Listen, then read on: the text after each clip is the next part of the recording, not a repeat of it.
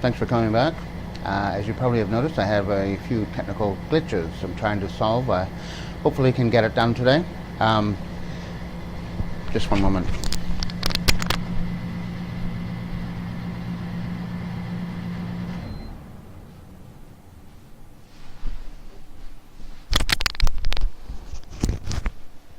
Okay, that probably helps. So, the world gets to be a little bit more of an interesting place, let's say. We are having, in my country where I'm living, Canada, we have a problem with our Prime Minister, as I should have predicted this because I'm going to call him what he is. He's a narcissist. He grew up in a very favored position in life, and he has now gotten himself into some trouble because there is some allegation from his past where he had groped a woman, and he's got a very big jug of beer that he's waving around. He's quite a tall man and he's a good fighter, so he's now gotten himself into trouble, and he got questioned just recently by a journalist. And he does the same thing when he wants to put a journalist on their back heel. He listens to the question and he says, that's an excellent question. As though he was a teacher in school or at university who's trying to encourage a child to ask better questions. And I noticed the look on the journalist's face is like, yeah, I know, because I'm a journalist and I ask questions like that. So he does not admit to anything, like always. It wasn't his fault. These are the things that narcissists say. I should know because I grew up in my household that I grew up in. My father was, in my opinion, a narcissist because nothing was ever his fault. Perhaps you all know what that is, but this is a human condition where you don't take responsibility for mistakes that you may have made. I'm not going to tell you what I think he should have done.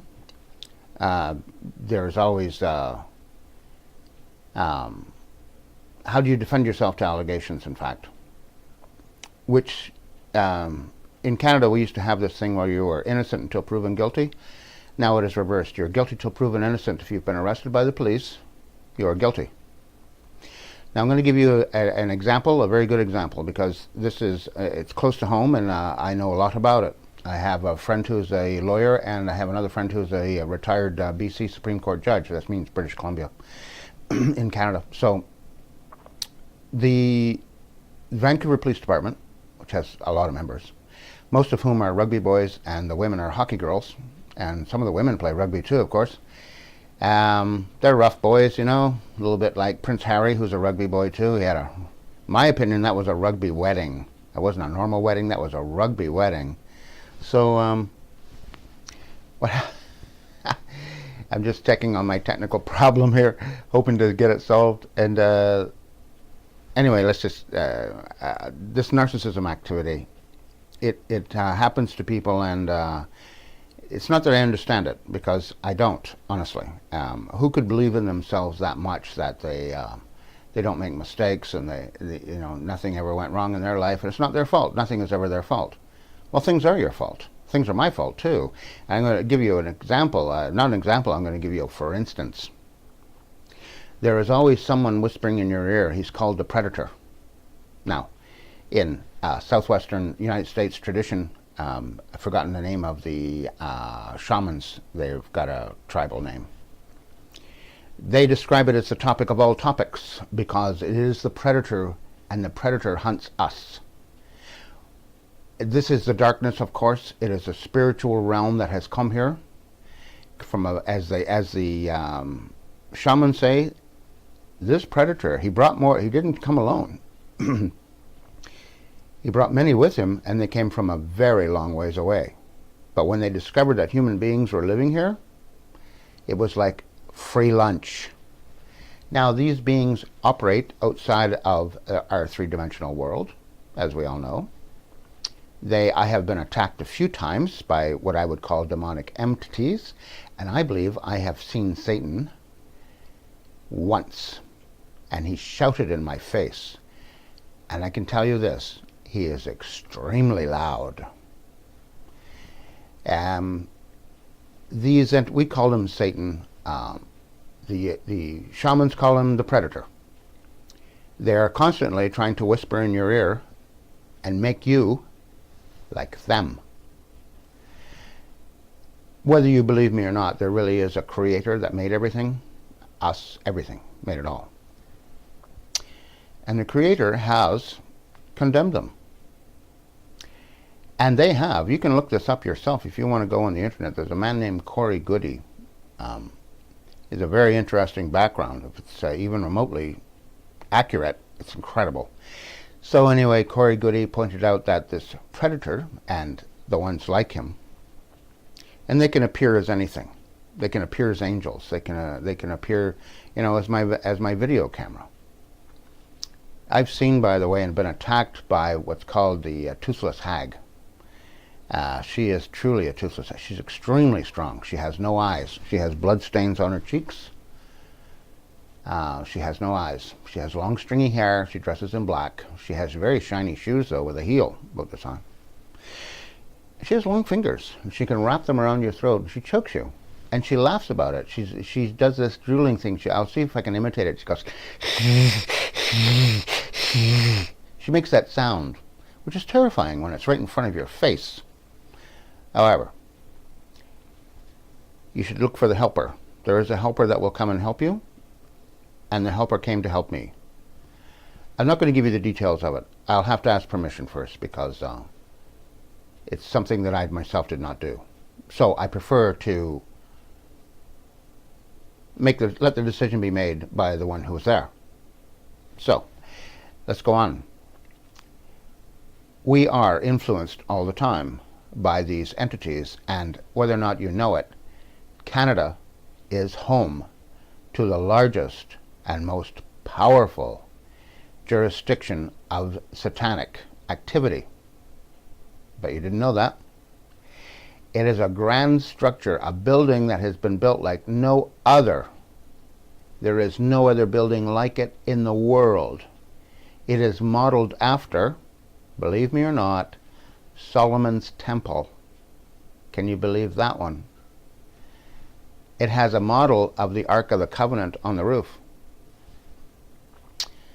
The designer of the building, I should let you look this up, but it's in Winnipeg, Manitoba, and it is the seat of the city council. But it's a great mystery of whoever approved the design of this building, but it is the home of the principality of darkness. For all of North America, by the way, it is the central point of North America, including Mexico. It's true. And the province that it's in is called Winnipeg. I'm sorry, the city is Winnipeg. The province is Manitoba. And every year, Manitoba wins the award for cruelty to animals. Now, these demonic entities, they live on suffering. They can eat it.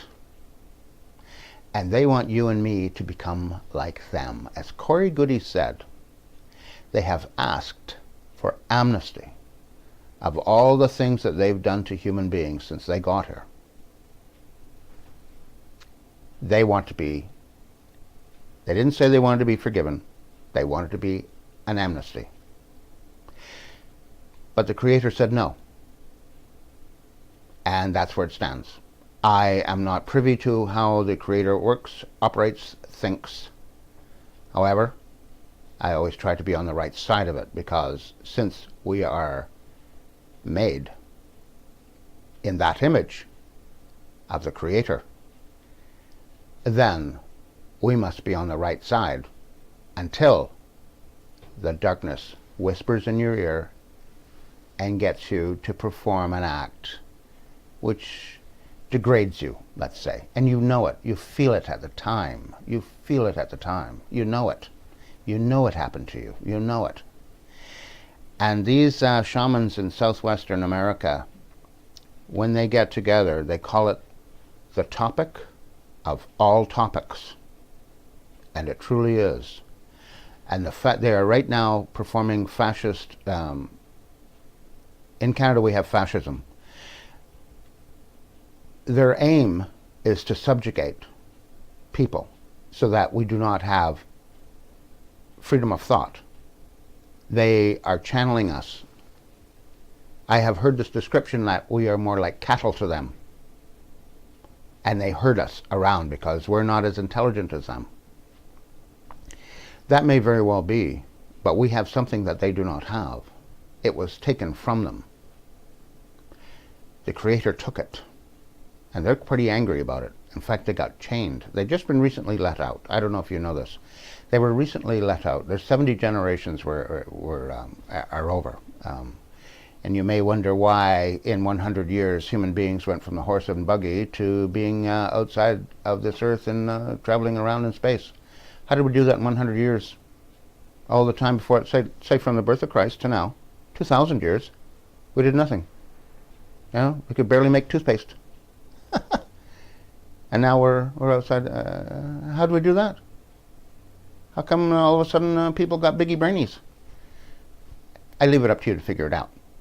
I have to get back to this because I'm very curious how this is going to work out now. I've got to do some work on it because I'm not happy about the way my videos are showing up. I'm also investigating getting a new camera. But I'm going to come back and talk about this again. It's very hot where I am living right now. Probably everyone in North America is noticing this. So I'm going to jump out of this suit and cool down. Toodly-doo, everyone. Have fun. I'm glad to talk to you again. I'm going to continue this conversation. It's very important. Thanks very much. Bye.